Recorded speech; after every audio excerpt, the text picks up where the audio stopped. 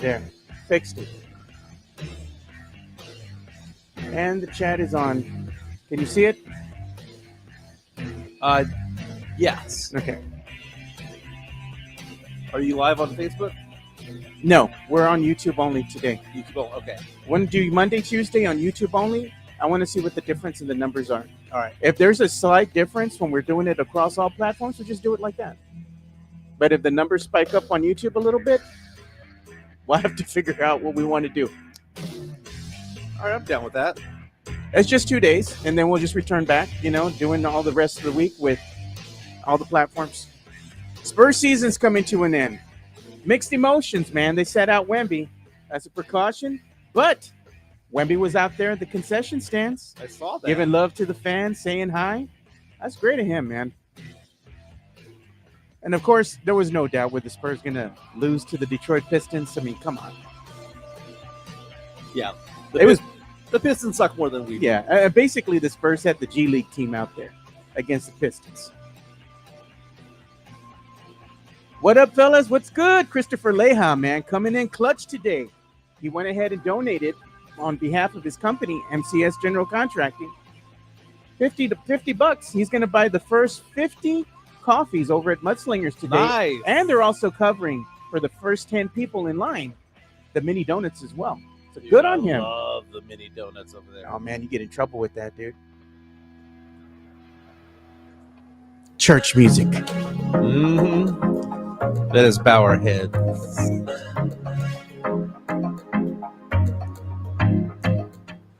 Happy Monday, everybody. My name is Mike Jimenez, and this is the Alamo City Sportscast coming from San Antonio, Texas. Joe Garcia producing today's show.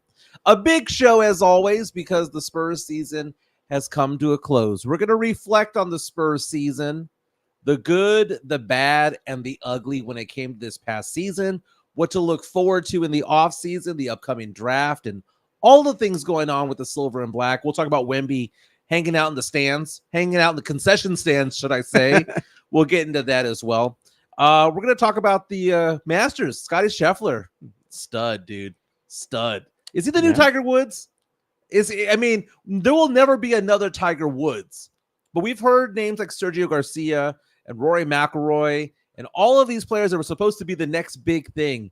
But Scottie Scheffler, I think, is that guy, man. You think so? He is that guy. Dude, resilient. Bryson DeChambeau. This is where when you drive too far, it actually hurts you. Bryson DeChambeau was like tin cup out there after getting the lead after the first round. But we'll talk about the Masters a little bit as well. Again, the NBA. Hey, the batting brackets. The finals are here. It's getting real. The vote was the final poll was posted just 15 minutes ago, and already shots are being fired. It's like, how dare we have a non-Latino win, right? That's basically all I've been hearing this morning, right? So we'll update this as well. It's a 24-hour poll, so it's going to wrap up tomorrow at 10 a.m. Hey, everybody's suddenly in love with Saturday Night Live again. Remember, about a month ago, everyone was like, oh, man, that show sucks. It should go off the air. And the last 4 episodes, people are like, God, this is the best Saturday Night Live we've had in years. You know why? Maybe because they got their writers back, Yeah, they've done a little bit. They've become more nostalgic is what it is. Like what they're doing right now, I think they understand that their demographic is not young, that their demographic is probably 40s and 50-year-olds. And they're keying in on that. And we saw that yesterday. We saw that the week before that and the week before that. They're doing something a little bit different out there at Saturday Night Live. So we'll get into that as well. Joe, how was your weekend? Weekend was good as usual, man. I got to see UFC 300 with my boy Jonas Clark. We're just chilling in the backyard. Had a little fire going. Yeah. One of the best UFCs that we have seen to date or thus far into the year. It was great, man. Exciting. Matches were stacked from the undercard all the way up to the main event.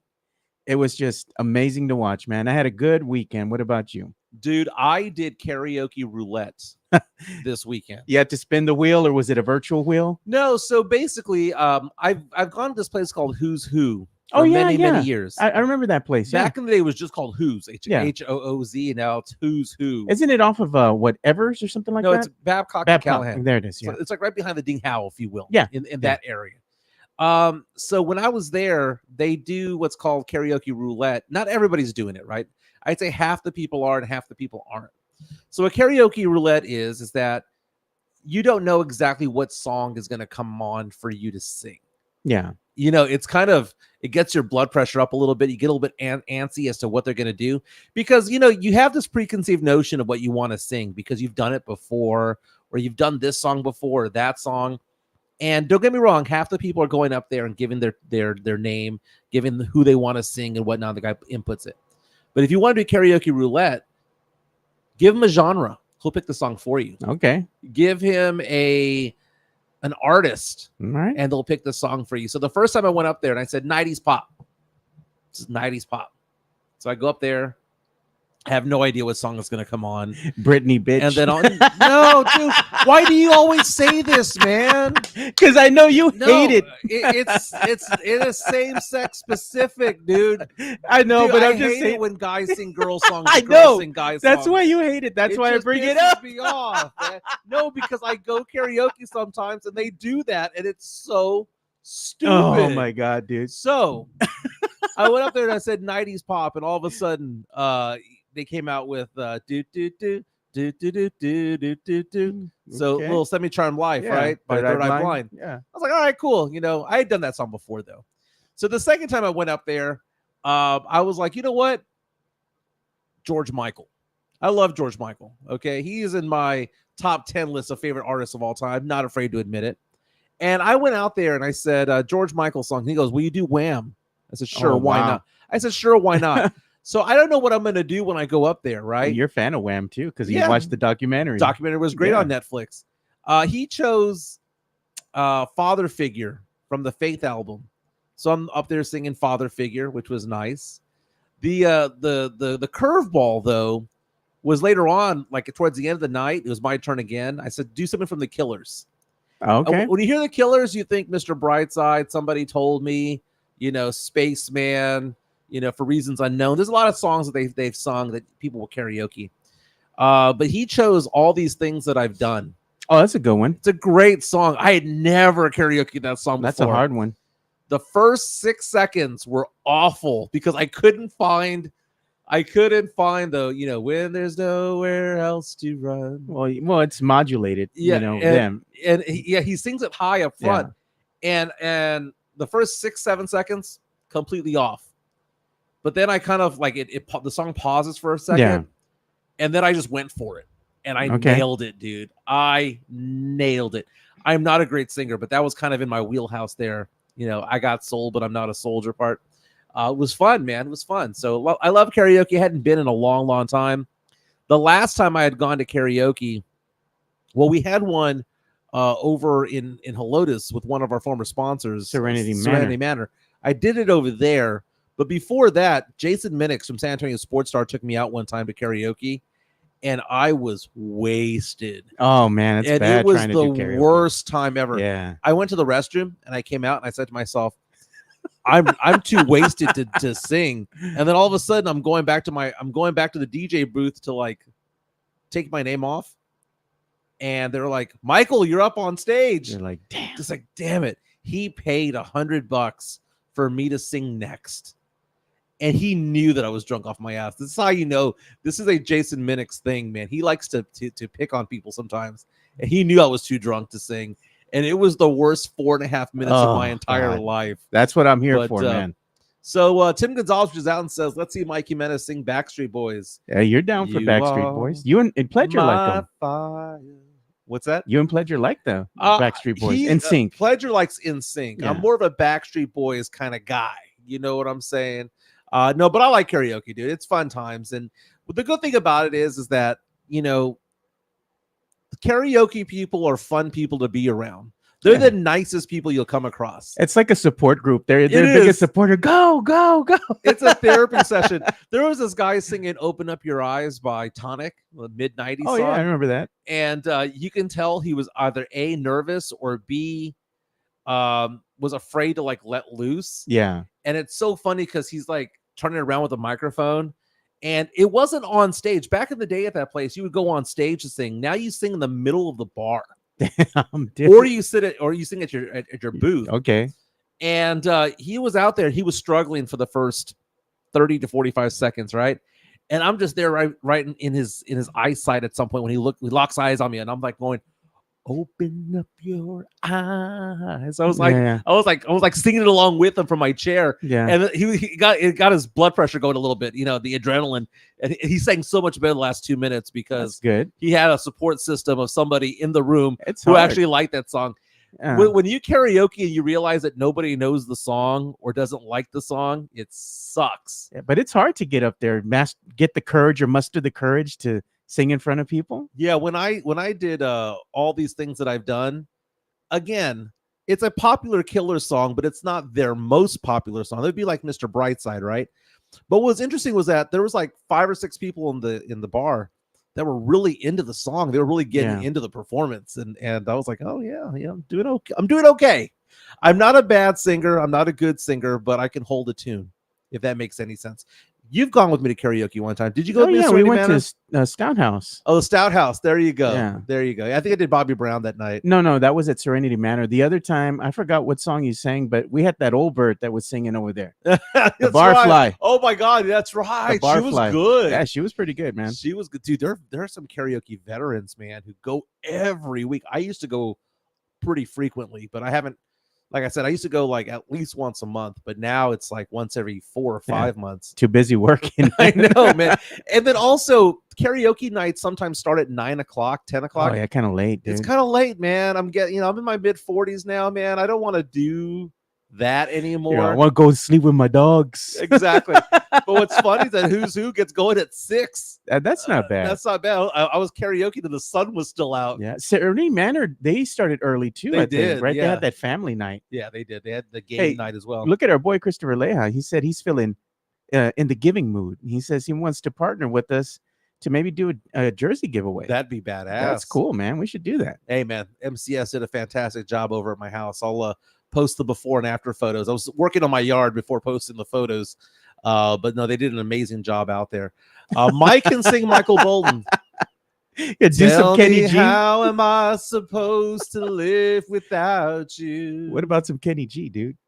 Kenny G is saxophone. Saxophone. Na, na, na, na, na, na, na, na, na, na. Oh, the fact that I man. know Songbird in my head. Oh, Oh, my God. man. What's it called? Nothing wrong with Michael Bolton, man. I celebrate his entire catalog, as they say in the movie Office Space. Look at Tim Gonzalez. He said he ran into Frank Harris at the UTSA game or something. That's like that. that's amazing. The number of people who reached out to me about last week's shows about Frank Harris and the Von Erich brothers. A lot of people reached out and were like, "This is a good thing, a little bit more of this, and we're going to want to do more of this." Programming note, by the way, and Joe, a little reminder: I'm not going to be here most of next week. Yeah. So I have a business trip in Charlotte, North Carolina, that I go to. I my day job, if you will. Every 6 months, I have to go to North Carolina, and that's next week. So I'll be there for 3 days.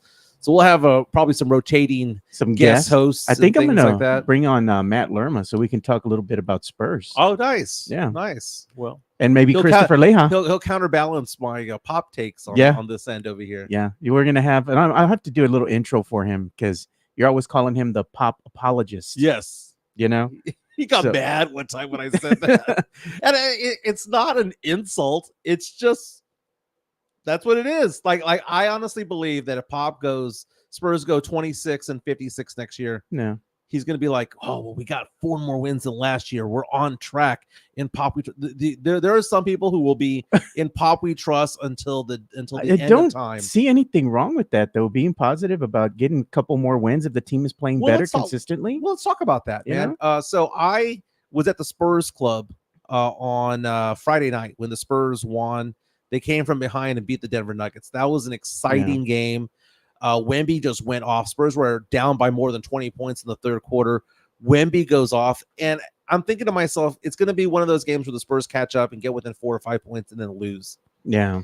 But the Spurs started chipping away, and just when you thought that they were left for dead, Denver was going to get the dagger down the stretch. Yeah. You see that rebound by Trey Jones and the outlet, and all of a sudden Devontae Graham does this floater for the game winner with less than a second to go. That was amazing, dude. It was amazing, dude. The whole place was electric. at the Rocket Lock and Terra, they had probably a couple hundred people watching the game from the grassy area on the big screen. It's a great setting. I was in the country club area of the Spurs Club upstairs. You were looking down on the little people? Looking down at them as they celebrated down there. God. No, dude, it was exciting. By the way, it was interesting. The Spurs Club is interesting. The drinks were pretty good. The food was not as expensive as I thought it was going to be. It's pretty nice. Maybe that should be a giveaway. Maybe an experience at the Spurs Club. That's cool, because I'm allowed 2 guests per day. Hey, that could be a thing too, man. But you know what? I was watching this Spurs game, right, against Denver. Yeah. And I was watching it with my boys. I was watching it with Christopher Leha. I was watching it with Matt Lerma. Watching it with Castro and Son Solar. With Sith Lord Elias. We're all in there kind of watching the game, and we're doing a watch party. A new thing, kind of saying, I had done this like 4 years ago with Jeff and some other people. We'd watch movies in the middle of the day during COVID. Yeah. As we were all working. We're watching Star Wars or something. So I'm like, hey, we have done this before. Let's try a Spurs game. So we all watched the Spurs game together, and we're switching between the Spurs game and SmackDown. Okay. And then the Spurs game started getting interesting. We're like, hey, switch it over to the Spurs game. So we started watching it, and we saw them win in real time, dude. And we're all excited and yelling, It was fun. It was fun. It was fun. It was a great game. Hand over fist asking the question about the Spurs Club is MJ a member? Yeah, I am a member. I became a member officially on Friday. It's one of those things where I applied months ago, had to go through a vetting process and all that stuff, and ultimately they accepted my request to be over there. There's 300 members. They're still learning. It just opened a few weeks ago, for crying out loud, and it's just basically all it is a nice restaurant and bar and a meeting space. That's all that it is as of now. They will expand to do more things as time goes on, but it's nice, and there's a lot more that goes into it. Like if you're a member of the Spurs Club, you can actually shuttle to and from the Rocket Lock and Terra to the Frost Bank Center. Oh, so nice. they'll take care of you in that respect. Really? So that you don't drive home, tipsy or whatever. Yeah. There's a lot of interesting things like that. They have a breakfast, lunch, and dinner menus there. A really nice bar, but there are a lot of rules. It's no different than a country club. Yeah. And the reason why I wanted to join was because I saw how they did it with the Dallas Cowboys out there in Frisco, and that's the idea of what they're doing. What they have in Frisco is kind of what they're bringing to the Rock. And I've always been excited about the Dallas Cowboys version of it all because it's done very well. The same company that did the Cowboys, experience there is doing the Spurs. So it's a bunch of Spurs fans getting together. It wasn't really, I thought it was going to be like Pinky Up type of thing. Oh yeah. It really isn't. Dude. Lowbrow.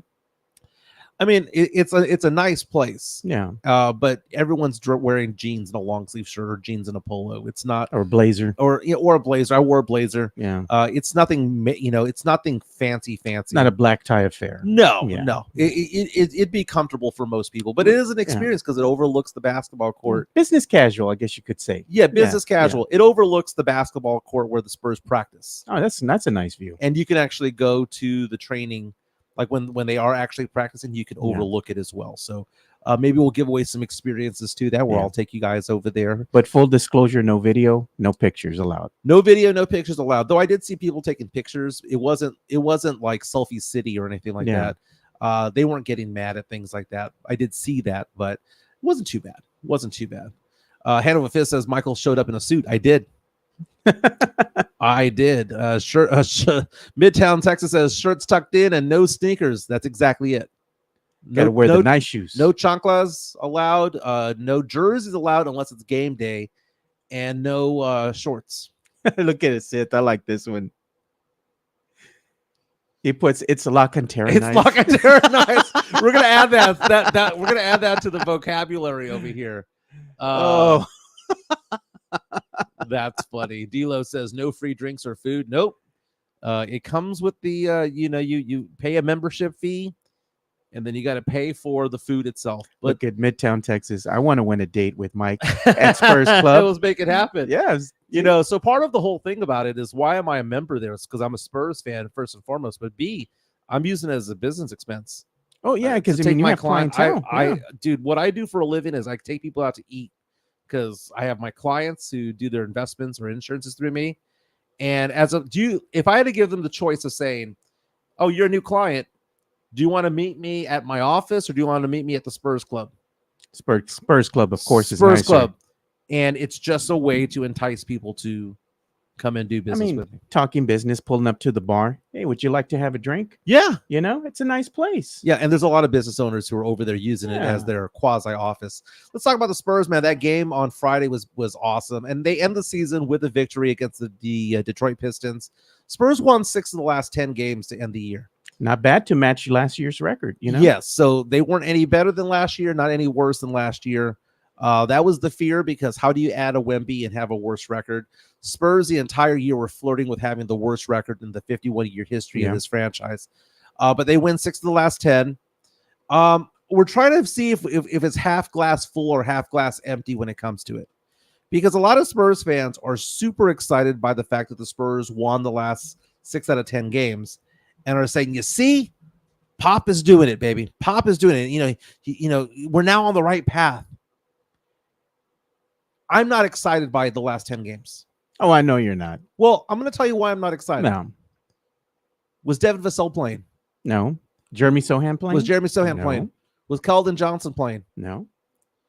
So the Spurs did better without 3 of their big components. Their 2 starters and their 6-man. Yeah. And a lot of Spurs fans are there going, well, you see, that just shows that the team is getting better. And I'm thinking to myself, what twisted logic is this? Because they're winning with Mamu out there. They're winning with Devontae Graham out there. They're winning with a lot of players who don't normally play. And when the season starts next year, Mamu ain't starting. He ain't getting big minutes. Might not even be on the team next year. Yeah, he might not be. Devontae Graham's not going to be playing. Not going to be getting significant minutes. Let's see if he's on the team next year. Right. You know? So why am I getting excited? Why would anybody get excited about 6 wins in 10 games from players that are not going to be on the court next year? And you also had a lot of the younger players playing from, the Austin Spurs, the G League. They were getting a lot of run. Yeah. I think it's indicative of a team that's playing that the other team doesn't really know a lot about those players. Mm-hmm. And they're playing loose. They're just having fun out there, seeing what happens. Whatever happens. High energy. A lot of these players didn't get a lot of playing time during the regular season. It's their kind of, their time to shine. They're playing loose and they got nothing to lose. So it turned into wins. Now, the thing is, though, is that had they won these games with Vassell, with Keldon and Sochan, I would have taken it a lot more seriously. I would have been like, okay, maybe there is a trajectory. Maybe they are catching their stride. Maybe they are. But what did we see with them in the lineup? Because they were competitive. Because unless the Spurs make a big move for a Trae Young or somebody like that, we're bringing back Sochan. We're bringing back Keldon. We're bringing back Vassell. There's a better chance of that happening than us making a big move. Yeah. So we know what the Spurs record and what they look like when those guys are on the court together. Yeah. Maybe the pieces of the puzzle don't fit, because when the Spurs were out there with Mamu out there and with Devontae Graham, they played better because they got the ball to Wemby. They got the ball to Wemby in the spots that he wanted to get it, and there was a different type of transition. There was a pick and roll component to it that wasn't always there when Sochan was out there or Vassell was out there. They played better, more free. Dude, Wemby played better. Think about that. Wemby played better without Vassell out there. Wemby played better without Sochan. He played better without Keldon. But here's the thing, and Matt Lerma brings it up. He's saying all those guys weren't out for all 10 games. Matt, they were out 8 games each. I looked at the numbers, dude. I don't just show up here and just start talking sometimes. Sochan missed 8 of the last 10 games. Keldon missed 8 of the last 10 games. Vassell missed 8 of the last 10 games. Now, it doesn't mean that they missed all 8 come together on the same game, but they all missed 8 of the last 10. Yeah. Well, I'm just saying what happens with this team is that it's better for them to end the season knowing that they can win some games versus losing the games. But can they? Because it's not the players that are going to be on the court next year. It might not necessarily be the same roster, but the morale overall is you'd want to win, go out winning versus losing. Because if you go out losing, that doesn't set a good mantra for you coming back next year. You know, at least, hey, you ended the season on a high note, knowing that you were winning with the pieces that you had out there. Maybe you can build on that for next season, and it might translate into a couple more wins. Okay, so that's the glass half full. The glass Yeah. half full is that maybe that's a psychological thing for women. Yeah, exactly. Okay, so that I'll buy into that, right? I'll buy into that. It was important to get these victories for Wemby. Morale. Right. To like go into the offseason thinking to themselves, okay, well, we can build on that. Great. We can get better. We can is get what better. I'm saying. Yeah. But what I'm saying is, if three of your biggest players weren't there and you were doing better, what the F? Come on. The light didn't just suddenly turn on. Secondly, why wasn't Pop playing these players before? Why were Mamu and Graham stapled to the bench? Well, that's an easy question to answer because they wanted to go ahead and see what they had in the younger players. Unfortunately for Mamu and for Devontae Graham, there wasn't enough minutes to go around because they want to kick the tires and see what they have in these younger players. Are they going to pan out for the future, or is it something that they have to go ahead and cut and say, hey, might have to let them go, see if we can get some picks or make some trades? So I asked on Twitter, I'm at MJ Acquire Taste. Joe is at Two Shots Podcast. What is your letter grade for Pop coaching this season? What letter grade would you give him, Joe? For this season? And Coach Pop? And A, B, C, D, or F? Oh, man. I'd say that Coach Pop, honestly, he did the best he could do with the pieces that he had. Mm-hmm. Spurs matched their win total, or lowest win total in franchise history. I'd give him a solid C. Yeah, I would give him about a C, C minus. And by the way, 127 people have voted in this poll in the past hour. Okay, well, that's a lot of people to vote in an hour. Get this, dude.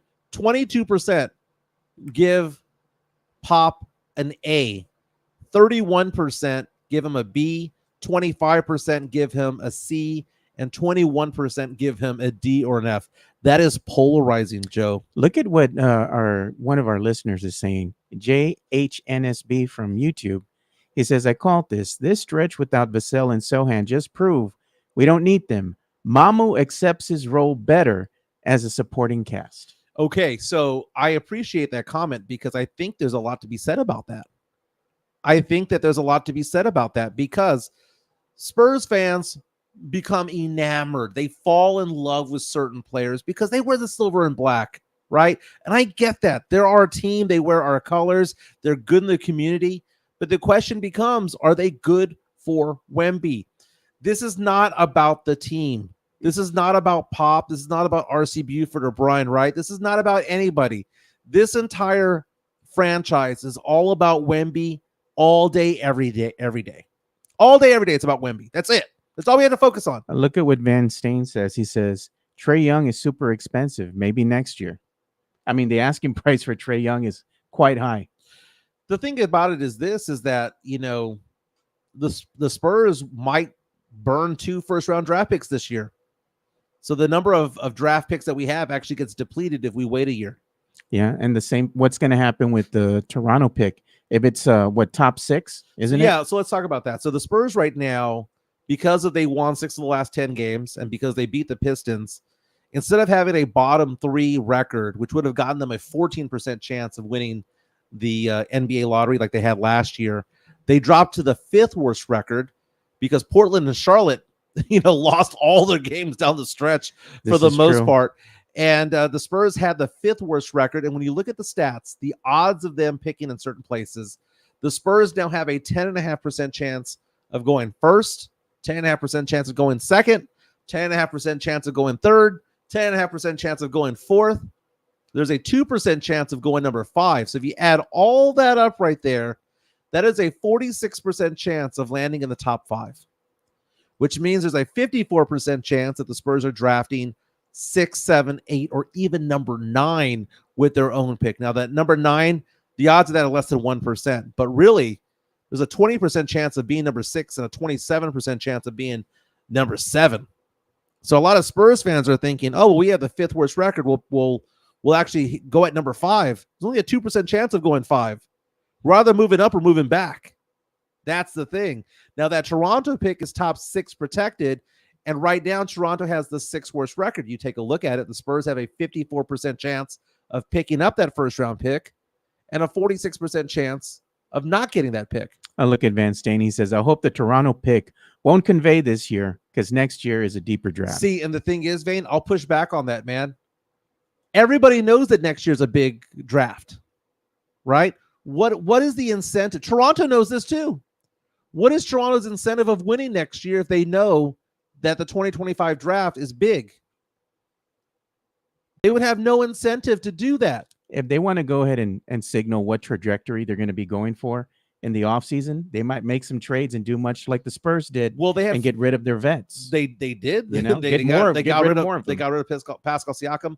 They did 4 trades at the trade deadline this year. And the Raptors, I mean, they have Scotty Barnes, who's a really, really good player. Yeah. But there's no incentive for them to win. So then you push it back another year, and then all of a sudden it becomes a second rounder. So right now the Spurs have their own pick, which is going to be somewhere between 1 and 9. They have a 54% chance of having Toronto's pick, which would have to be 7 or higher. Yeah. You go beyond that. Let's say it doesn't convey. The Spurs have their own pick next year. We have Atlanta's number 1 pick, no protection on it. So even if it goes number 1, the Spurs get that pick. Spurs have a top 6 with Toronto next year if it doesn't convey this year. The Spurs have a top 6 protected pick. Yeah. Chicago's is top 10 protected. And then you have Charlotte's, which is top 14 protected. The Charlotte pick's not going to happen. No. And that was part of the DeJounte Murray trade, if I'm not mistaken. Yeah. And I look at it and I think to myself, I remember from the get-go thinking to myself, that pick is never going to convey. Because if it doesn't convey in the first couple of years as a first-round draft pick, it'll become a second-round pick down the road or a couple of second-rounders. It's still not bad. You could still get some value there in the second round. Chicago, Yeah. Chicago is bleeding players. They'll probably bleed players this offseason. That pick might not happen. Yeah. The Toronto pick, I'm kind of suspect about. Spurs have a chance of having 5 first-rounders next year. But in all honesty, we're probably going to have 2. Yeah. But one thing you can't mistake is that this is going to be one of the most crucial off seasons for this team. I think in the last, 15 years, maybe 20 plus years, that they have to do something. They know that they need to surround Wemby with some weapons. And here's the thing. I don't think they're going to do anything. They have to do something. And I'm not saying that they have to go after some elite level talent. Like I was saying before, even on today's Locked On Spurs, because I'm the guest, I was saying that they need to go ahead and surround Wemby with players who can actually make buckets. And it's either going to be get a vet or 1 or 2 vets that can shoot from beyond the arc consistently, or get some, players that can shoot from the perimeter, because that's the problem with the Spurs is that they don't have consistent shooters. Well, let me ask you this. I asked this question on Twitter. If the Spurs make no major additions this offseason, okay, they're going to pick up some free agents, right? Yeah. But if it's a Cedi Osman type of player, that's not a major addition. No. Okay, I'm talking about a top 25, top 4, maybe not top 25. Let's say a top 50 player in the NBA. Okay. They make no major additions. What is your prediction for next year? Are they still a lottery team? Are they a play-in tournament team? Or are they a playoff team? I'll put it to you this way. We've seen the worst version of Wemby because this is his rookie year. Right. And if you make the comparison of the player that he was when he came into the season, beginning of the season to the end of this season, it's night and day. Year 2 Wemby is going to be even better. I think that's going to translate into a couple more wins for the Spurs. But I still don't think it's going to be good enough if they go ahead and run it back with this team they have. I think they might go ahead and be flirting with close to 30 wins, but I don't think it's going to be beyond that if they just go ahead and run it back. Okay, so it took 46 wins to make the play-in tournament this year because the West is so deep. I'm sorry, man. If they don't make any major additions, we're back in the lottery in 2025. It just is what it is. And I think it might translate to more wins, yes. And we have 123 people who have voted on this morning. 50% say still a lottery team. 44% saying the Spurs would make the play-in tournament, even if there were no major additions. 6% believe the Spurs would be a top 6 team in the West to make it to the playoffs. without the plan. We have a super chat coming in from the Drew Show. Yeah, there it is. $10. Thank you so much. Cha-ching. Says free at last, free at last. Thank God Almighty, the Spurs season is over. Get rid of everybody but Wemby. Get a new GM, a new owner. I might not get there with you, but the promised land is nigh. By Devin. Okay, so Drew wants to get rid of everybody, trade the whole team. I know. I'm kind of. I mean, I'm not going to beat a dead horse, right? Jeff Garcia from Locked On Spurs and Ken's 5 says that he's going to have something dropping today that is going to be something that's going to get under my skin a little bit. I cannot wait for that. Don't forget to subscribe to Jeff Garcia from Locked On Spurs and Ken's 5. You know what? Let's give Jeff some love. Let's do it. Let's give him some love.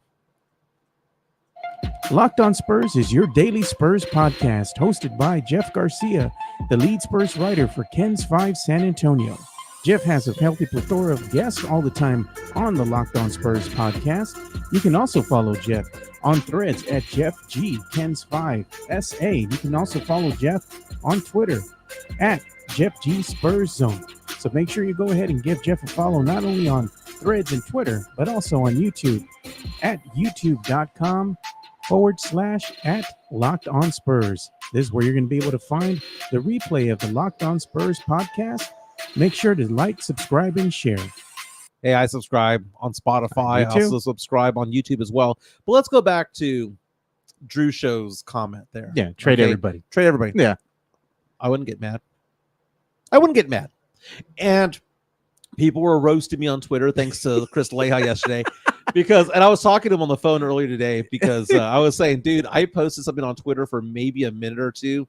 And you grab 30 seconds. You screen grabbed that so fast, man. And the reason why I deleted it, by the way, wasn't because it was unfactual. It was actually true. Yeah. It was simply because I wanted that to be a talking point for later on in the week. Okay. So I thought to myself, you know what? I'm going to save that. I even screenshotted it myself. I'll save that idea for later on because you don't want to, fire off too many. Well, you were talking EFG, your favorite stat, effective field goal shoot percentage, or true shooting percentage as well as another TS. Yes. Yeah. Yeah, he didn't improve, and it's funny. I don't know. I mean, I'll show you what I found. The tweet that I have out there that I took off, right, said you ask 100 Spurs fans about Jeremy Sochan's shooting this year, they'll all say 95% of them will say he got better this year.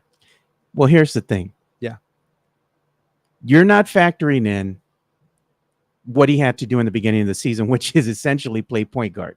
Can I challenge that? Go ahead. He actually shot better as a point guard than he did as a forward. Okay. So you see every excuse that Spurs fans give has no basis in reality. It just sounds right. It just sounds right to say, well, he was playing out of position. That's why he sucked at shooting. No, he actually sucked at shooting because he sucks at shooting. And he happened to play a little bit better with the rock in his hand shooting the ball earlier in the season. When he was playing his true position, he actually shot worse. Remember earlier this season when it was like, look at him, Jimenez, knocking down threes at a 40% clip. And what did I say? He's going to get down to what? Can get down to 30%. No one believed me. And then I upped it a little bit, right? I said, okay, well, maybe he has improved a little bit. Maybe he'll settle around 32, 33%, and I'll consider that to be a victory. Where did he finish at? 30.8. Yeah. The guy can't shoot. And if you look at his free throw shooting, his field goal percentage went down 1.5%.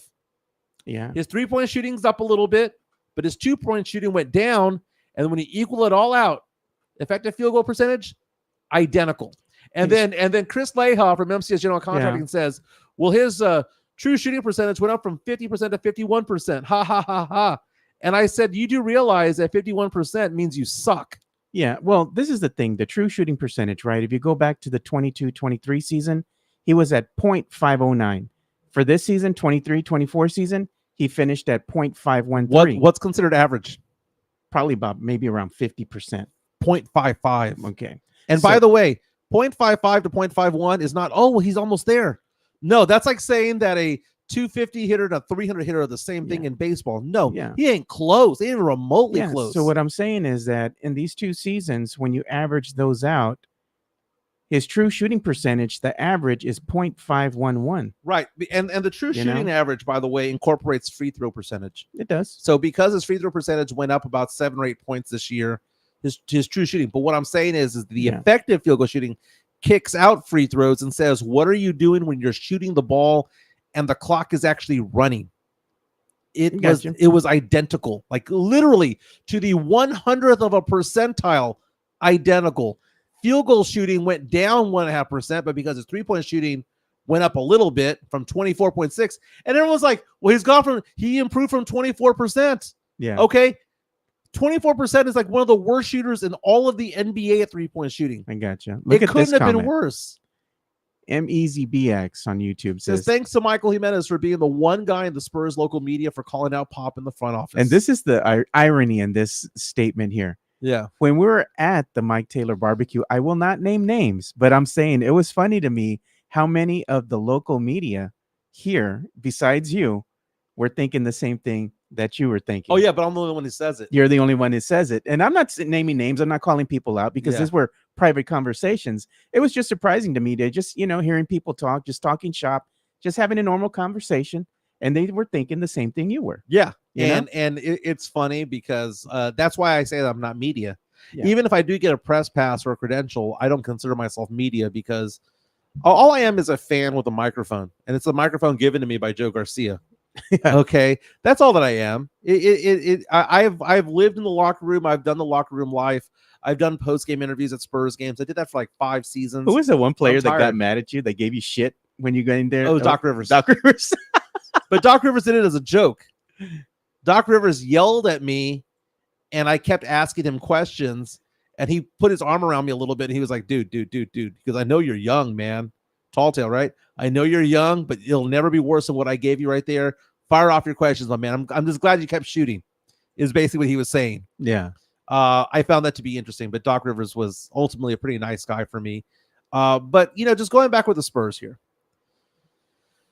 and the comment of get rid of everybody. I think what the last 10 games has shown is that the only player that belongs on this team is Wemby, and everybody else is expendable. For so long, I thought Vassell was like not expendable. For so long, I thought Sochan wasn't. For so long, I thought that I would like to have this player and this player and this player still on the team. At this point, dude, if the Spurs got rid of anybody on this team not named Wemby, I wouldn't give 2 craps. Wouldn't give 2 craps. I guess that means I have no more sons, Joe. I have no more sons, right? You don't have no more sons. But here's the thing. You say you don't have no more sons, but if you saw, I retweeted this yesterday, or on the X, and it was an excerpt from Lonnie Walker, and they were asking him, "What are you going to do in the offseason?" And he's like, "I just want to play with the team who can give me consistent minutes." And he says, "Oh, pray about it." I mean, Lonnie Walker on this team, if they can get him on the cheap, what do you think? People make fun of me for so long for being a Lonnie Walker guy. I thought he got a bad run with the Spurs. Yeah. Part of being an NBA player is having a defined role on your team. You want to know how many minutes you're going to get played. You want to know in what situation, because mentally you have to prepare. And there's so many Spurs fans and just sports fans in general who always say, well, you know what? You gotta be ready when your name is called, right? You gotta be ready when your name. Dude, that's the stupidest comment of all time. Okay, these are professional athletes. They need to know their role on the team. Okay, not just like, hey Walker, you haven't played in 6 days. Go out there and win us the game. No, it doesn't work that way. Okay, and I kind of felt like Lonnie Walker was always like, you're a starter one day. Oh, you do one mistake and you don't play the rest of the game. Remember when Pop did that to him? He made one defensive error, and it's like midway through the first quarter. We didn't see him for like 3 games. What kind of crap was that, dude? That's not good coaching. That's just stupidity is what that is. But Lonnie Walker would get 12 minutes, 35 minutes, 2 minutes, not play, 40 minutes. He was all over the place, and his shooting was erratic as a result. And then now you see he goes to teams where played for LA, played for Brooklyn. He went to teams that were going to play him at least a defined role. Give him some minutes. Give him some minutes. It was fewer minutes than what the Spurs gave him, though. But it was minutes where he knew when he was going to check in. He knew when he was going to check out. He knew his role, right? So he played 23 minutes per game for the Lakers. He played 17 and a half minutes for Brooklyn. And you take a look at what he did. Let's look at these stat lines here. Somebody said on here that Lonnie Walker is Malachi Branham. Okay. A better shooter than Malachi, though. You take a look at it. 3-point shooting this year, he shot 38%. So look at that. From his last season with the Spurs, where he shot 31% from three, he went to 36.5 for the Lakers, 38.4 with the Brooklyn Nets. Okay. Now his points per game went down, but the reason why they went down was because he played fewer minutes. He went from 12 points a game to 10. But he also played 6 fewer minutes. So if he was playing 23 minutes, he'd be right where he was before. This would be a cheap player to have. He plays okay defense. Not great, but he plays okay. He knocks down his free throws. He's a decent shooter. Effective field goal shooting of 53% this year, which isn't bad. But would he be an upgrade from anybody on this current roster? See, that's the dilemma. Do you get believe into. in Malachi Branham or not? Because Exactly. as of right now, he's better than Malachi Branham. Yeah. But Malachi Branham still has upside potential. Malachi Branham is still 20 years old. Yeah, he hasn't reached his ceiling yet. Whereas Lonnie Walker will be 26 years old when the season starts. I don't know, year. man. If I was the Spurs and you see Lonnie Walker, a lot of Spurs fans I know frown upon bringing Lonnie back, but they do have a point in Malachi Branham.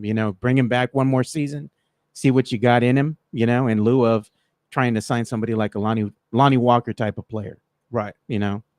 So, Matt Lerma coming out and says Lakers sent him to the bench for most of the season. Well, they were also a playoff team. So he wasn't, he wasn't the best player on that team.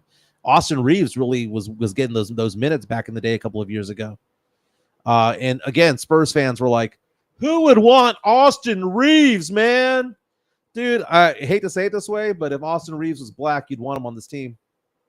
Well, the Spurs actually tried to sign him last season. They did. The asking price was too high. He's a very good player, dude. He's a very good player, but this is where the reverse discrimination comes into play. If Austin Reeves was black and was putting up these numbers, Spurs fans would want him. I think Spurs fans wanted him last year, but the asking price was too high. I don't know, man. I from what I saw on the X, the Spurs fans were excited and being like, "Hey, if we get Austin Reeves, can you imagine pairing him with Wemby? Let's see what he's making. 4 years, $56 million. That's not much, dude. Spurs just didn't want to. That's $14 million. Yeah, they didn't want to pay. That's $14 million. That's not a lot. Well, the Spurs were paying already. They had already extended offers to both Zach Collins and Devin Vassell at the time. Austin Reeves is such a good player, dude. Yeah, he's such a good player. He gets posterized once, and then all of a sudden everyone's like, "Oh, you see, he sucks. You see, he sucks." 37% 3-point shooter for his career. The guy's just a stud. Look at his career effective field goal shooting percentage, 58%. Dude, 60% is elite. 55% is like really good. And he's at 58. JHNSB says, what are you guys saying? Spurs love white guys. That wasn't me that said that. Was Mike. No. So the white guys we have are like with flavor. Who are the white guys that we have on this team? Manu was Zach Collins. Zach Collins, okay. You got Zach Collins on the team. That's funny. Matt Lerma says, if there's anything Americans are, know that know that it's being racist towards white people. You know what? The only place where that's really effective is really on the basketball court, man. There's a reason why white man can't jump was called that. It just basically, there's a stigma against white players, dude. Oh, yeah. They have Chetty, too. Chetty's the other guy. Yeah, well, but these are Euros, man. So I'm not really. Zach Collins. Zach Collins is basically like he walked out of Saved by the Bell. Yeah, but like either Zach way, Morris. what we got on the topic of this discussion is the Spurs are at a critical juncture right now because you have to do something to help this team get better because you're going to have Wemby in year 2. He's going to be on his rookie contract for 4 years, right?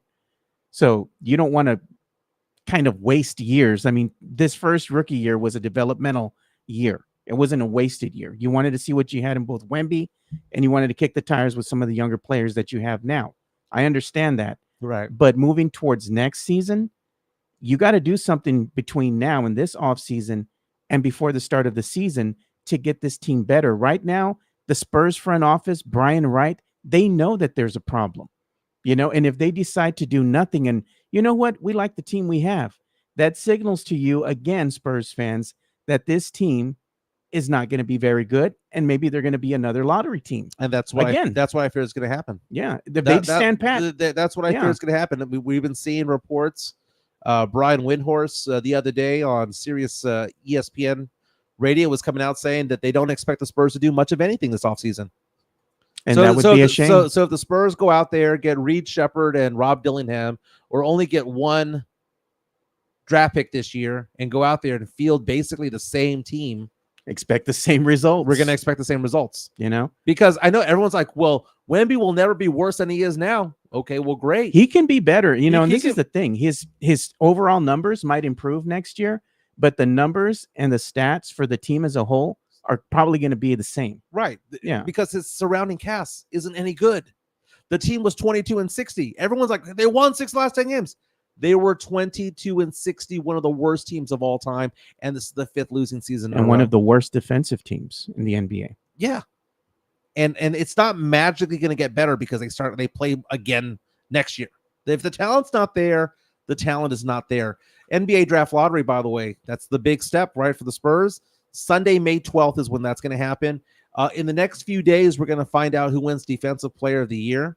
I didn't see what exact date that's going to be, but last year was done on April 17th. So look at what DJ Bosco says. Wright is the problem. A lot of people are saying Brian Wright is on the clock in this offseason to do something to make this team better. Mm-hmm. This is a critical juncture where Spurs fans are going to come back and look at this offseason, and they're going to grade Brian Wright by what he does or doesn't do. The Spurs are not saying it, but doesn't this feel like trust the process? We like the team we have. Doesn't it feel like what the Sixers did years ago to get Ben Simmons, to get Joel Embiid and Tyrese Maxey? Isn't that what the Spurs are doing? They're not saying it, but isn't what the Spurs doing right now is just basically we're going to feel the bad team out there, and we're going to hope to win the lottery a couple of times. Yeah, look at what Tavares is saying. He goes, Lord, Spurs eyes focus on 2025 draft. And if they're focused on that and they do nothing this year, they're going to have to make some huge moves next year in that draft. And that's a big ask of Wemby to say we're punting on your first 2 years. Yeah, I know he'll only be 21 years old, and I know he's saying all the right things, and a lot of people were tagging me. They're adding me on X, coming out and saying, you see, Wemby says that he's okay with this being a long rebuild and all stuff. Again, we don't know what he really thinks, dude. Look at that's the stupidest thing ever. We're storming Brian Wright's office if nothing happens. Okay, so we don't know what anybody thinks about whether the Spurs rebuild. Are you calling Wemby a liar? I'm just saying we don't know his real thoughts, man. That's what I'm saying. And again, Brian Windhorst of ESPN saying that that's not going to happen. The Spurs won't be making any major moves. We like the team we got. Dude, the Spurs are acting like the Cowboys. It's interesting. I was taking a look at the ballots for Defensive Player of the Year. Oh, yeah, that was interesting. Wemby ain't going to win it. Yeah, I don't think he is. I saw 3 ballots that were officially published this weekend. One came from the Washington Post, one came from Yahoo Sports, and I believe the other one came from Bleacher Report. And the 3 of them have all Wemby's name was not even listed on 2 of the ballots for Defensive Player of the Year. Vegas has Wemby as the second best odds of winning it. Now, one of the guys that was on there who released his ballot had Wemby winning overall. He was like, hey, he was first place on that ballot, right?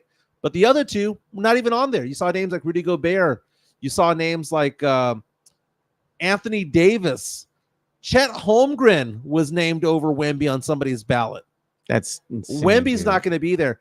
And then when they named the all-defensive team, first team and second team, there are some people who are leaving Wemby out altogether. So he's not going to win Defensive Player of the Year, and it ain't even going to be close. Now, all these people are voting for Wemby to be Rookie of the Year, but these Defensive Player of the Year honors, first team All-NBA, second or third team, ain't going to happen. Ain't going to happen. Vainstein says they need to make the votes public. They are public. I would say the vast majority of them are public, and they do not believe Wemby deserves it because, again, even though it's an individual award, the team defense sucks because this team was 22-60. He's not going to win the award. Not going to. I think, and he may not even be first team all NBA defense. I think he might at least be that. I mean, how can he not? He's being left off of ballots altogether, dude. And I think if that's the case, it'd be unfair because they're going to say, "Well, look at their record." Well, it doesn't matter with the record. It does matter, dude. And no at one the wants end to of the hear day, it. But I mean, no one wants to hear it. And I know these are individual awards and all that. Yeah. How many MVP awards go to teams with losing records? I understand that because the MVP usually is going to be on a winning team. That he actually is the focus of that team. He makes a difference when he's in the game.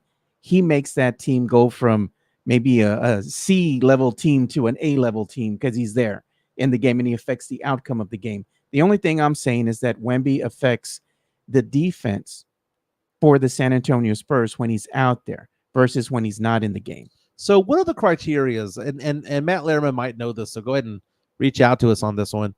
The criteria for winning this to getting a Supermax contract. Don't you need to be an all-NBA player? Right? Don't you have, or you win an award like Defensive Player of the Year or whatnot? Yeah. By the Spurs? Rookie of the Year? Is that one of them? I think so. I gotta look that up. Maybe that is. Let's see. Criteria for a Supermax NBA contract. I hope the Spurs aren't okay. Simplifying the Supermax. This is according to Villanova Law Review. Okay, so the Supermax is basically the max contract plus and then some. Van Steen says you need to be all NBA. Okay, it says eligibility requires a player to be named to an all NBA first, second, or third team, defensive player of the year, or MVP. Okay, so if the Spurs are outright tanking right now, we're not going to be making any major additions. Moves, yeah. And now we're halfway through Wemby's rookie deal. Aren't they costing them money at that point? Yeah. I mean, think about that. Because in order to get, you can get a max contract to anybody, but this super max contract is what they go on. If the Spurs are fielding a team that's going to win 20 games, 30 games, he's not going to be named to a first team, second team, or third team all NBA team. He's not going to be a defensive player of the year, no matter what he does. He can go block 8 shots a game. If the Spurs are winning 25 games, he's not going to be it. No. And I'm not saying that it's right, but I get it. Because if Wemby played, here's the thing.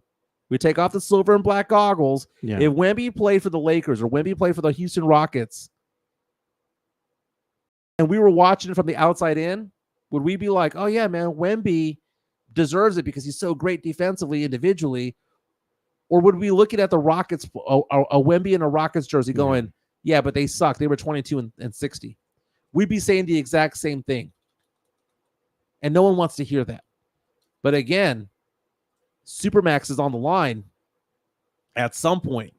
Oh, look at where the Timberwolves are, because Rudy Gobert, right? He plays for the Timberwolves. Yeah. Timberwolves are going to finish in the Western Conference as the 3rd seed.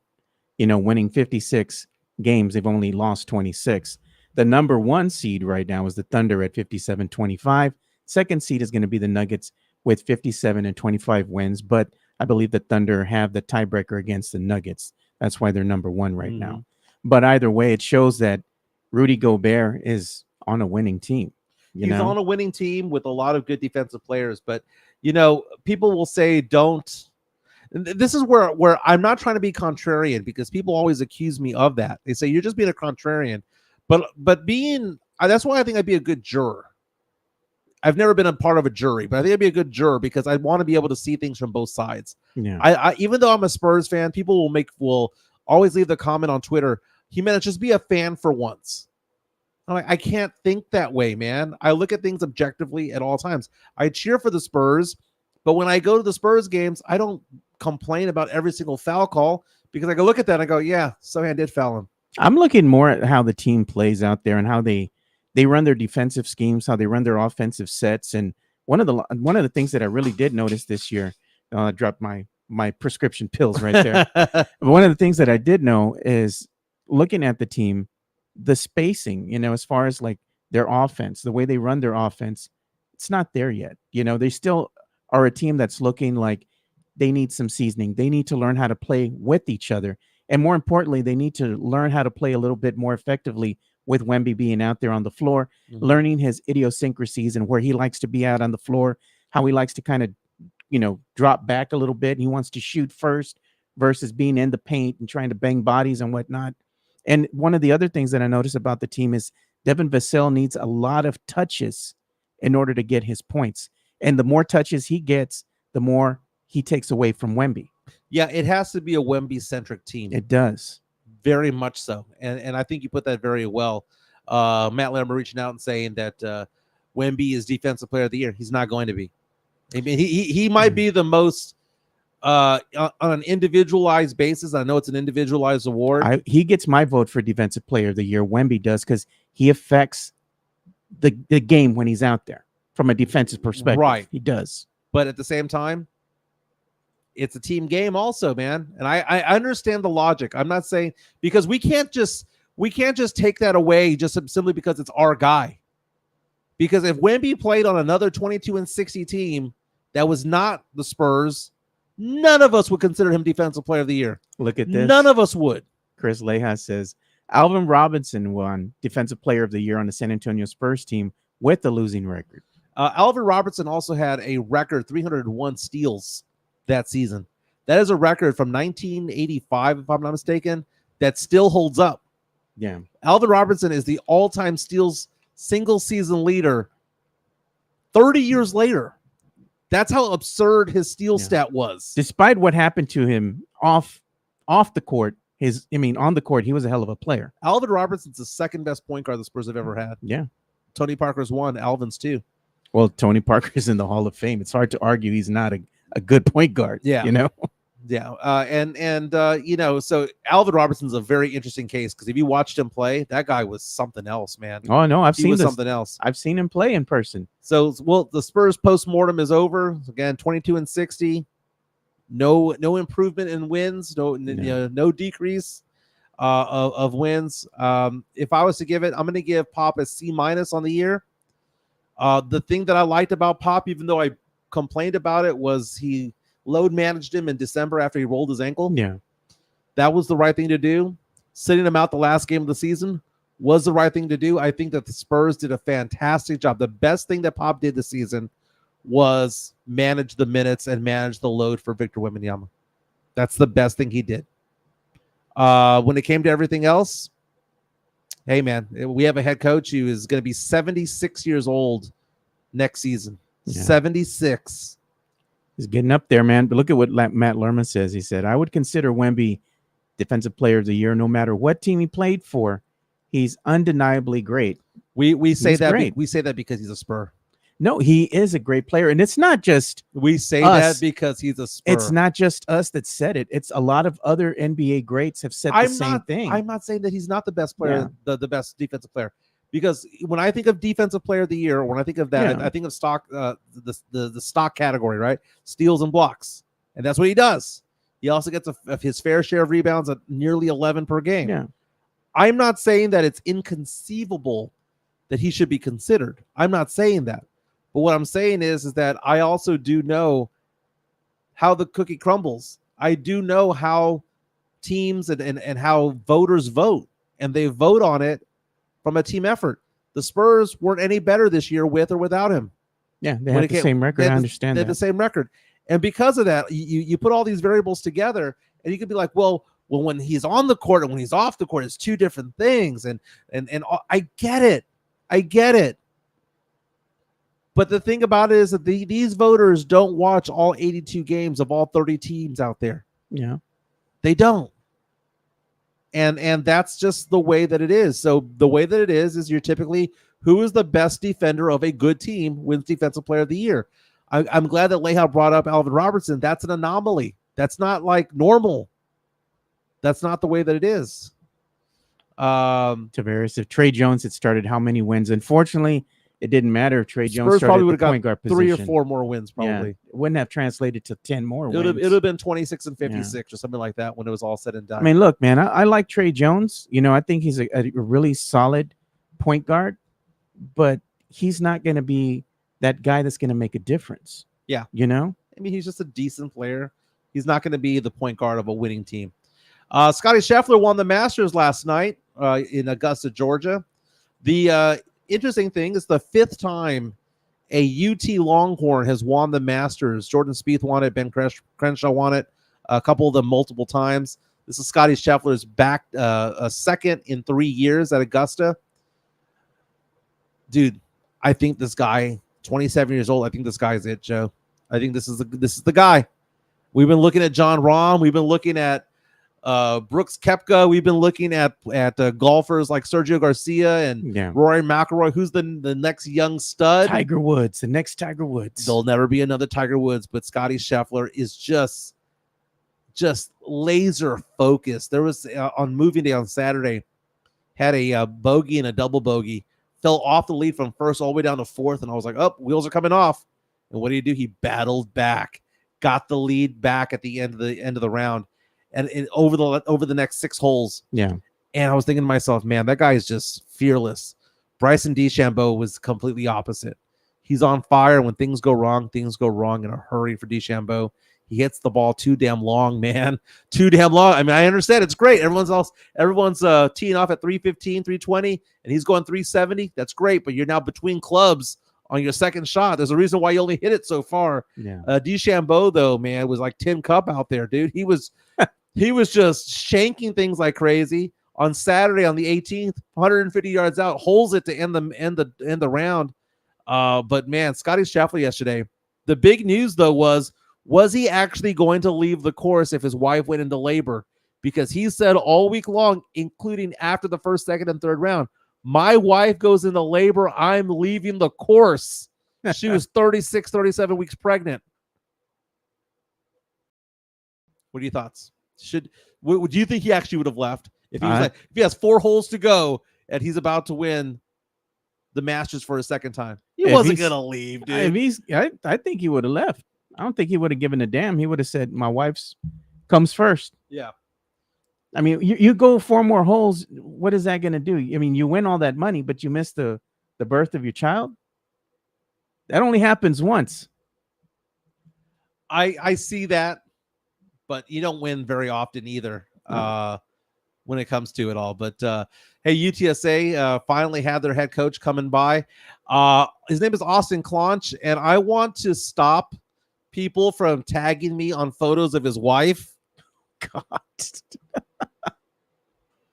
Did you see that? No, I didn't see that. Oh my God. His wife is Latina. Okay. All right. I'm going to bring it up. He posted it on Twitter. Let's see. You have it on? And is she a nugget or not? Oh, yeah, dude. She's nice. She's an actress from Mexico. Jimena Gomez. Wow, how about is that? The wife, 32 years old, the wife of Austin Clonch, the new UTSA basketball coach who came by his first time ever as a head coach in the college ranks. He was the assistant coach for Alabama. They made their way deep into the NCAA tournament. But everyone was sending me this photo going, Jimenez, Nugget. The number of people who sent me this photo, Jimenez, Nugget. Yeah, she qualifies as a Nugget. Hey, you know what? He's from Argentina, by the way. He was born in Argentina, knows Spanish. And on top of that, I was on her TikTok page and he acts in her TikToks. She has like 500,000 followers on social media. Way to go, Austin Clonch, dude. Standing ovation, my man. Oh, look, we've gotten some people who said they need to go. We need to go ahead and get somebody from the Spurs front office here in the studio. And look at this. I know who these guys are. D'Lo says you all should reach out to SSPN. They are 2 guys who have a show they tend to do after each game. Kind of reminds me of this layout. They're pretty good with their analysis and would love to see them on. I get that. And that's the thing that we're going to wind up doing. So we're going to have some changes to the show starting this week. Mm-hmm. And that's one of the things that we're going to wind up doing is we're going to go ahead and kind of pivot and start trying to get in some more of the local talent that we have here. Maybe some live streamers, podcasters are kind of in the same realm of what we're doing. And that way we can go ahead and extend the olive branches here and, show the people some other content creators. Very cool. Yeah. I'm looking forward to it. Austin Clonch has actually followed me on Twitter over the weekend, which is nice, man. So very, very, very cool. Kind of a weird segue into the baddie brackets. Uh, she's going from one nugget to the next. Here's the latest right now. As of right now, we posted this poll an hour and a half ago. Already 89 votes. Who is the hottest celebrity of 2024? And currently, Salma Hayek is in the lead, 64% to 36. Was there any doubt? It was 50-50 when the show started. I know, bro. So what has happened is, Leha has gotten all the burner accounts out and has been voting like crazy. I mean, this was bound to happen. We called it when we started the baddie bracket, and we said overall Salma was going to be the number 1 overall seed. Well, and here's the thing, man. It's all nostalgic. Salma Hayek is beautiful. She'll always be a 10. Yeah. Okay. But if a 57-year-old Salma Hayek walked in the bar and a 26-year-old Sydney Sweeney walked in the bar, no one's looking at Salma Hayek. Oh, come on. I'm sorry, dude. I'm sorry. It's not. I'm looking. She's a 10. I'm looking, but Sydney's walking by. Sydney in her prime is walking by. That's the thing, man. I mean, I'm trying to tell people it's about 2024. Sydney, all right, but Salma, I mean, Salma's beautiful. I'm not saying that she's not, but I'm just saying everyone's posting photos of Salma Hayek from 1996. Dude, she started acting in 89. I love me some Salma Hayek. She's beautiful. She's a nugget. She deserves to be in the Sweet 16 and Elite 8. But number 1 overall in 2024, get the heck out of here. Get the heck out of here with your nostalgic nonsense. I'm just get saying, out of man. here. If From Dusk Till Dawn never existed, right? And those memories of that bikini from back then, right? It don't matter. No. From Fools Rush In when she's dancing which got me going back in the day when she's dancing and cleaning in the kitchen and all that stuff. That none of it existed. And we just said, oh, here's a new actress who's 57 years old. Her name is Salma Hayek. No one would care. She walked into the bar. It is all nostalgic, man. Dude. No. All nostalgic. D'Lo, nostalgic driven dub. No, man. She's still a showstopper, man. The next one was the Sith, which is out. I had to vote Salma or Leia would beat me. Get the heck out of here. Oh my God. Get the heck out of here with a 57-year-old lady. Come on, man. But dude, yeah, I would go for Salma. The hottest woman in all of Hollywood's 57 years old. Hey, she's pretty hot, dude. She's pretty hot. Gotcha. She's not gonna turn your head. She walks. Oh no, she'll turn my head. Of course she would. Salma Hayek. Of course she would. You're gonna be looking. She ain't the hottest woman in Hollywood right now. I'm not saying she's the hottest woman. Now, she's the hottest woman in the bar, dude. She comes in. Well, Charles Barkley would agree. Yeah. But from 96 to 2010, 1 seed all the way through. Yeah. Right. But I'm not saying she's the hottest woman in Hollywood. I'm saying she's a nice looking woman. Oh, she's beautiful. She comes into the bar. She's going to be probably one of the hottest women there. She's beautiful. She's a 10. Yeah. She's a 10. But again, like Fernandez was asking the other day, or as he mentioned, there's a difference between a 10 and a hard 10. Yep, shit pot. Remember? She was a hard 10 for 20 years. Now she's just a simple 10. Oh, Lord. Chris Gonzalez is down and says 88 or 24. Salma's still hot and sexy. Not 88. Talk about 1988. Salma hot, but ain't the final boss.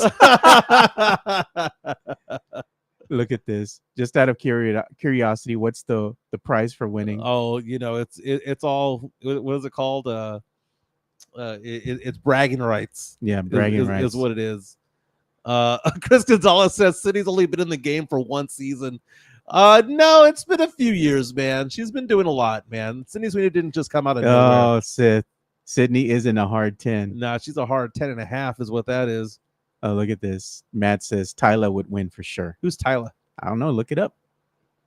Tyler. Don't know who that one is. Although I did ask a question about Demi Lovato. Yeah. Demi Lovato would have gone to the Sweet 16. You think so? Yeah. She's a hottie. People are sending me gifs of see, look at that. Like David Otwater is posting photos on Twitter of Salma Hayek from 1996. No, this is a VHS tape. Okay, the Cowboys were good when these were taken. Okay, it's different, man. It's different. Yes, she's a baddie. Now, JHNSB asking the question: bald Demi Lovato? You know what? It's very hard to look hot bald, man. Oh man, Guy or girl. But Demi Lovato had her bald streak there for a little while. I know Halsey did as well. Oh yeah, she did. Still hot. Not as hot. I want her looking Latina, not crazy, but still Latina. Hey, everybody loves SNL again, dude. Congratulations, Saturday Night Live. They love. Did you watch SNL this past weekend? I did not, dude. I was busy watching the UFC 300. I'm gonna try to call this up real fast. Oh man, Olivia Munn would have run that bracket. I don't know, man. Years ago. She used to be a nugget back in the day, but recently, yeah, when she was in the newsroom and she was at yeah. So Ryan Gosling was the host this past weekend, and I got to show this to you once the commercial comes off. This is courtesy of NBC, Saturday Night Live, and all at 30 Rock over there. Let's go ahead and see what you put. It was a News Nation thing, kind of like conservative talk, right? Oh, and Heidi Gardner is one of my favorites on SNL. She does a very, very good job. By the way, the storyline of Heidi Gardner was she was for many years a hairstylist who wished that she could be on SNL, and she was asked to join an improv group, and she just got better and better and better. Yeah. Just random audition for SNL, no chance of her getting it. She actually got it, and now she's one of the best. But Ryan Gosling's in the back over here. Jeez. Looking like Beavis from Beavis and Butthead. and the guy that she's interviewing, which is Kenan Thompson, is having a hard time concentrating because he's supposed to be talking about the dangers of AI, and he keeps looking over at Beavis. Jeez. So anyway, so it goes on, and he complains about Beavis being there, saying, "I can't concentrate because the guy next to you looks like Beavis." So it goes on where he says, "Please have him moved." So he moves, and she goes, "I have no idea what Beavis and Butthead is, but I'll go ahead and move him." The conversation continues, and there's somebody new that sits right behind her as he's talking to her about AI again. And he looks over and God, Beavis now, and Butthead. I'm going to go ahead and assume that Heidi Gardner has never seen him before because she never breaks character. And she's like, "What's going on?" And she goes, "There's Buttheads behind you." She goes, "Don't say that about the crowd." And then she looks back, and the look that she gives, it's that guy with the exposed gums over there. Jeez, man. Look at this. He calls him out. That guy over there.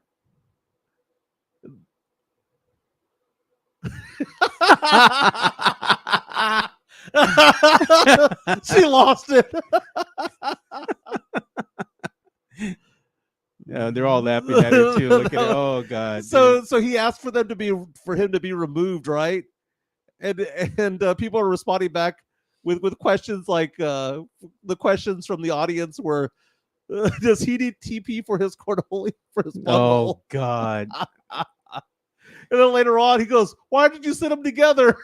Jeez, man. So anyway, people were responding about this. And then last week you had Kristen Wiig, who had hosted for the 5th time. Yeah. And then before that you had Sydney Sweeney. And they're doing a lot of nostalgic things, man. They did Beavis and Butthead. Kristen Wiig did this whole thing about not wanting to be Jumanji'd. Oh, man. She doesn't play board games because she doesn't want to be Jumanji'd. She doesn't want to be sucked into the game. And it actually comes to life. And she's like, "I told you all, we're going to get Jumanji'd, right?" And then before that, Sydney Sweeney doing an Air Bud thing. No. Dude, every week they're doing something nostalgic. And now people are getting back on board with SNL going, "Wait a minute, maybe the writing is pretty good." But the whole Beavis and Butthead thing was hysterical. Although Ryan Gosling broke character on every single thing he did. Mario Cavazos reads out and says, "That was some funny shit, man." And it was. It was. Jesse A saying when Sydney Sweeney was on SNL, giving the eye emoji. Yeah, I remember she her. was amazing. The Hooters episode was good. All that stack of money. Yeah. All the girls were like, "I got $41 in tips. How much did you get?" See, 34, 35, 36,000. Oh man. Oh, that was so good, by the way, when they ended it. When they're talking about AI, and then they ended it with this. Like, I gotta pause it because it's so quick. talking about guys in Texas who got laid off because of AI. Oh, And it was the God. King of the Hill King of the game. Hill. Hey, how they got the woman to look like this dude, like Joe Treve or whatever his name Oh, is. God. No John Redcorn though.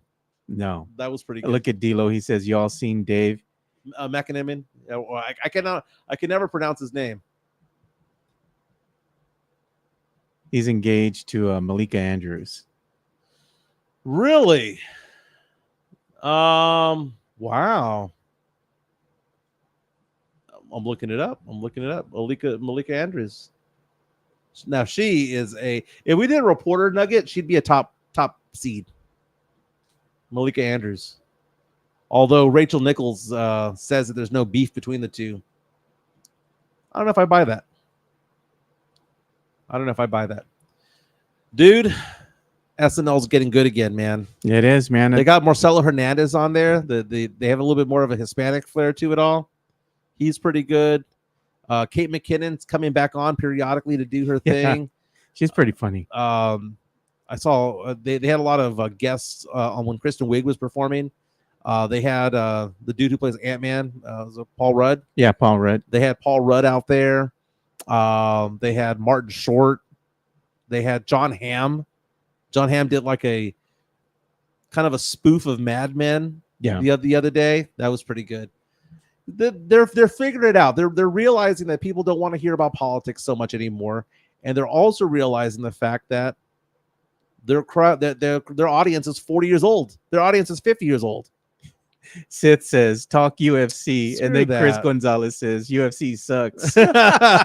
Yeah, dude, I can't talk UFC. There's too many fighters. Yeah, the thing is that you have to be a fan of the UFC and follow it extensively and know who the fighters are, the matchups and all that kind of stuff. Same thing goes with boxing. Yeah, and I'm just a fan of that naturally, so I've been following it since I was a kid, boxing. I got into UFC.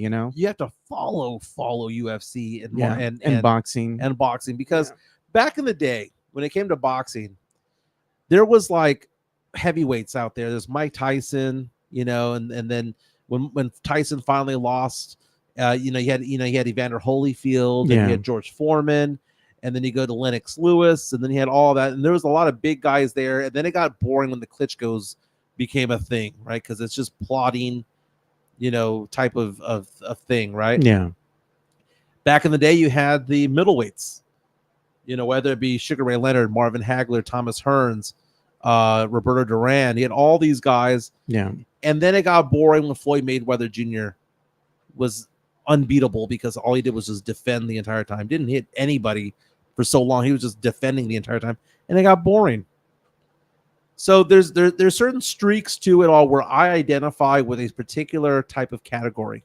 Then you have the Arturo Gotti. You had Mickey Ward. And you had guys that was great. And then it died off. And my thing about boxing is right now is like, dude, really the most popular boxer right now is probably what, Jake Paul? Not even a boxer. No, it's not going to be Jake Paul. I mean, you got your Canelos, Haney, you got these other. No, Canelo's fine. Guys. Canelo's popular. Yeah. It's very popular. And I like watching Canelo fight, right? Nothing wrong with watching Canelo fight, but you have one good fight, and then it's like, they start Canelo's style is very similar to Floyd Money Mayweather because he's very defensive. It's not very exciting matches. He's more methodical about it. He uses a lot of his defense, and he waits for the opposing fighter to make mistakes, capitalizes on it, and starts, breaking them down early with body shots and whatnot. His punches are powerful. He breaks that fighter down. Then when it gets into the later matches, he starts pouring it on again. And then as it comes to the end of the fight, he'll start going, okay, I won this. I can tailor back a little bit and just be smart about things so he doesn't overstep his boundaries, go in there and get knocked out. He plays a very smart game, and people hate Canelo. Yeah. He's boring and this and that. He is boring. He is, but I mean, if you don't like the guy, you got to beat him. It's been a long while since Oscar De La Hoya. Yeah. Oscar De La Hoya was fun to watch. It was also fun to hate. Manny Pacquiao was fun to watch and fun to hate. Sith is reaching out to us saying, go rewatch Rocky. He says his wife watched it with him and thought that Rocky was kind of rapey. It's kind of true, man. It's kind of true. The whole thing about Adrian, Rocky was a pretty popular boxer. You know what I'm saying? You couldn't get any other girl but Adrian. Yeah. And that whole relationship with Paulie, a little bit weird.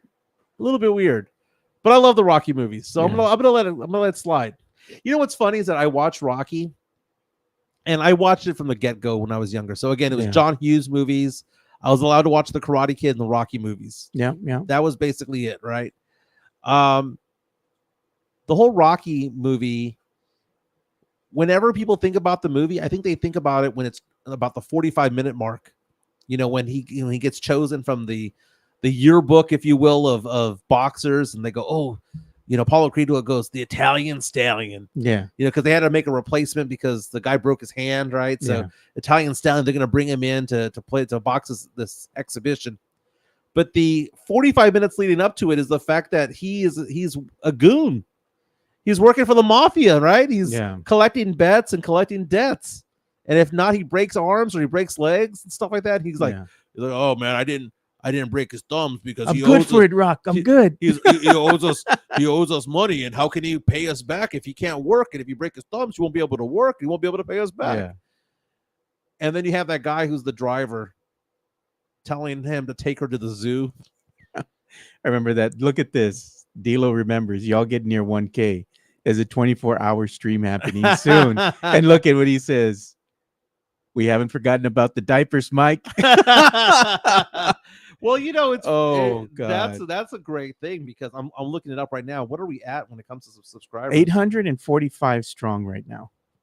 845. That's not bad. We're getting there. We need to make another push here because we still have a giveaway to hand out. But I'm gonna wait till we hit 900 to give out that Tony Parker autographed, photo, authenticated autograph photo, and the T-shirt along with the Fiesta medal. So y'all want to win it? Got to push us near 900. 845. Now, okay. So first of all, people were asking me before the show started, was I going to slander Pop? Did I slander Pop today? No. We had a review, a retrospective of the season. Yeah. And it was an exhausting season. It was a long season. The best part about the season being over is that we can look forward to the draft and we can all simultaneously delete the Bally app. Oh, yeah, dude. I'm canceling my membership. No need to have it. And the other thing is, one thing that we got to look forward to, 10 days from now, the NFL draft is coming up. So we're going to have to start talking about that now. Yeah, that's what, next Thursday? Yeah, 10 days from now. 10 days from now. Yeah. Interesting. Dallas Cowboys got to do something in the draft. They're going to draft an offensive lineman. You know they are. They have to. Tyron Smith is gone. Tyler Biadasz is gone. They got to get an offensive lineman. It's not sexy. Yeah. They need an offensive lineman. They need a D lineman because I don't know if Mozzie Smith is the guy. He had a kind of a questionable rookie season last year. He was supposed to clog the middle. Didn't clog anything. Yeah. We got to start bringing the show to an end. I just saw the time right now. Got to start getting ready to clock into work, brother. Oh, we're an hour and a half into the show. I know. I just saw it. My goodness. Don't forget to vote on the Batty brackets. And if you want to buy us a coffee, QR code on the top left right there. Thank you to the Drew Show for giving us a super chat today. D'Lo reminding us that the WNBA draft is today. Great joke on SNL. They're asking if you're going to do the Spurs run before the night parade. I have no idea what the Spurs run in. What is that? Oh, they're going to have a run. They always do that before the night parade. They always have some type of a marathon run before the night parade starts. And as the night parade is starting and the spectators are getting there, they always cheer the runners on. They're coming to the finish line. Interesting. Yeah. Fiesta de los Spurs run. Race information here. Oh, wow. This is a thing. Yeah, it is. It's starting line is the intersection of Evergreen and Main Street. Mm-hmm. The race finishes at Piazza Italia Park. It's a 5K. That's a 35 minute run. It's not too bad. I think you could do that. Oh, yeah. I did a 10K the other day. Yeah, so. The packet pickup is going to be at the Rock. I'll be there getting drunk upstairs. $35 if you, actually, it's $45 per runner right now, or you can register on the day of the race at $50. Kids 11 and under are for $10. You can add food, parking passes, and whatnot. There's contests out there, yada, yada, yada. This is a charity thing. I'll do it. There you go. So sounds good. You're at the night parade. You might see Mike crossing the finish line there. I know. And then if I slow down because I'm doing my interval running, they're going to be like, why are you slowing down, Jimenez? Why are you slowing down? Oh, Lord. Everyone have a fantastic day. It is Monday here in San Antonio. Again, WNBA draft is tonight. Caitlin Clark will be number 1 overall. Let's see where my girl, Angel Reese, goes. Projected to be around number 8. Yeah. Right?